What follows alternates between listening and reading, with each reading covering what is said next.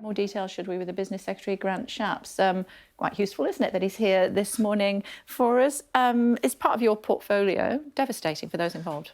Yeah, and look, we've been working on this for a long time. I chair the UK National Space Council, and a decade or so of work's gone into this. But actually, your report just said space is difficult. Everyone's used to seeing rockets which explode from the launch pad and what have you. The great thing about this technology is that no one was harmed. The pilots came back in the aircraft. It didn't work. I've no doubt that they'll pick themselves up, dust themselves off, and they'll go again once they find out what exactly went wrong with it. And we've seen this in space programmes throughout time. What sort of time schedule do you think we're looking at? I don't know, and I haven't had the chance this morning to catch up with the folks involved in the detail of the programme. But there was clearly a problem at that latter stage which prevented firing either for a sufficient amount of time or it didn't fire at all. I don't know which it is to reach space. But this is actually partially proven technology because satellites have already been launched from this system. And I think actually also for Cornwall and for Newquay to have got this far, it was a big moment nonetheless yesterday. And actually there's another 6 locations in the UK, including a couple in Scotland, in Wales. So, there's a big chunk of money and export and jobs to be had from international space. I was listening to Lord Mandelson on a podcast over the weekend, and he said that he'd come to you to offer guidance on being business secretary, as he used to do it. Yeah.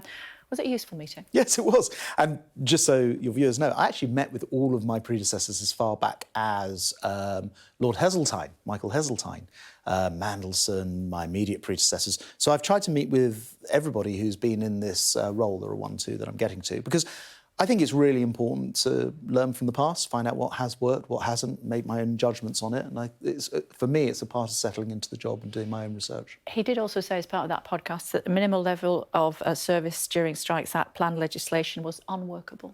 I don't agree, because it works in places like France and Italy and Spain.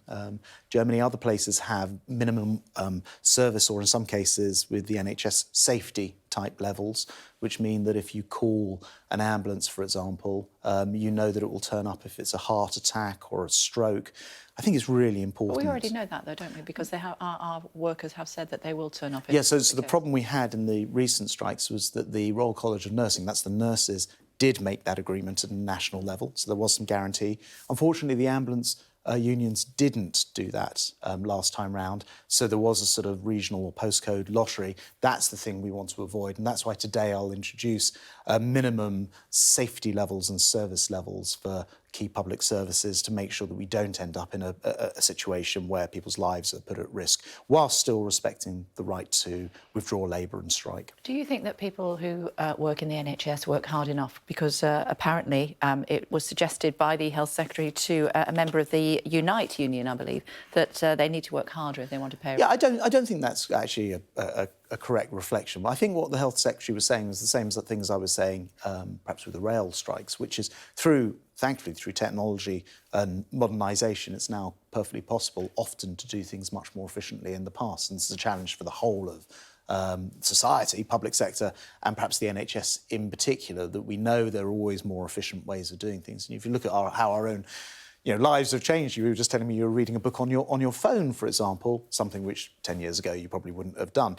There are many new things which have come in which could make practice of healthcare, practice of running railways and other things much more efficient. And I think what the Health Secretary was saying is, look, let's try and take advantage of those things. And that's our route to being able to pay people for greater productivity. But one of the allegations that's being levelled against this government is your intransigence at dealing with unions and trying to get to a deal so that this country is not brought to its knees by strikes. So actually, it's probably... And that was levelled against you, of course, wasn't it, with the RMC? I was going to say it's probably worth, because actually in some of the coverage of these strikes, what hasn't come through is the fact that the government has entirely accepted the independent pay review bodies' recommendations on what level to play. No, but the independent pay review bodies, who actually don't apply in every area, but they do in the NHS, they took into account and they said, look, we used the projection of inflation, which was more or less correct, in order to make this pay recommendation. Now, the government has accepted it. It's the unions who've said, we're not accepting that independent pay review body. Now, if that's the case, they need to present evidence as to why that's not correct and they haven't accepted it. And what we've said as a government is, look, we're going to publish all of our data. We're going to show why we've gone to the independent pay review body with our information. Please do the same. And that's part of why getting around the table has been helpful this year. But you didn't get around the table, did you, with the RMT? You didn't want to have anything to do with them. So with it's slightly different in different sectors of the economy. But with rail, the Secretary of State doesn't run rail in the same way as in the NHS, for example. There's a much closer relationship in some senses. So for me, what I was saying is, look, in the end, it's between the employers and the employees, which in the train sector happens to be Network Rail, to be the people speaking. I was also a principal objection to it. And actually, whatever it takes to get these things settled. Interestingly, of course, my two successors at Transport have done exactly what the unions were saying, which was to speak to them, and that still hasn't settled the strikes. It rather proves my point. But they do feel that they've got further. As I said, I had an Ask the Union Leaders segment on the show, and the RMT guy, the deputy, not Mick Lynch, and he was saying they're getting further with Mark Harper. Do you think he's a better Transport Secretary? Well, maybe he is. Maybe that's the answer. But look, frankly, getting these things settled is the most important thing, and in rail in particular. It depends on the area, but train drivers, for example, whose average salaries are really quite but that's high, not much RMT, higher. is it? No, they tend to mostly not. That's right. They tend to be the guards and what have you. Yeah. But actually, for the RMT and for a lot of the people that they represent, there are a lot of very good common sense things that they could do to massively improve safety and productivity on the railway. For example, we still have usually blokes walking down tracks, knocking the track, rather than sending a train that can photograph 70,000 pictures per minute in order to improve safety on our railway. Why insist on these outdated work practices? If we did those things, then actually that would help to pay for pay rises. OK. Talking about new technology, that's allowed us to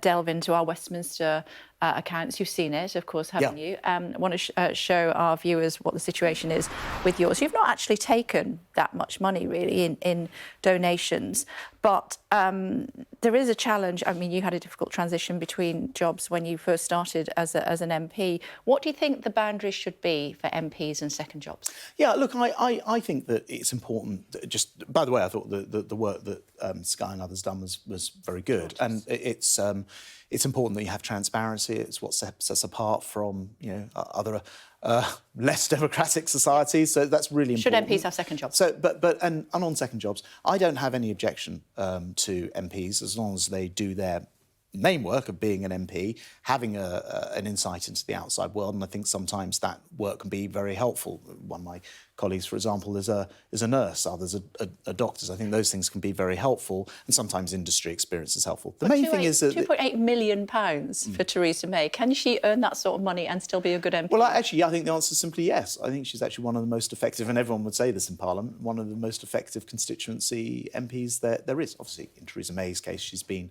Prime Minister. She's probably quite a hot ticket in terms of making speeches, which is where she makes that money. The only other thing I should point out, actually, just so it's clear for people, what the Sky and Tortoise Review's done is rolled up both outside earnings, but also just donations, often to their local party, often to be used for campaigns in the constituencies. So we do make that clear. Yes, this isn't MPs. I don't think, in particular, in my case, this is not me actually earning any of that money at all. Yeah, we do make that clear as well. We don't know whether donations necessarily are going to, and we don't know whether you give them to charity or not, and we've made that clear as part of the tool.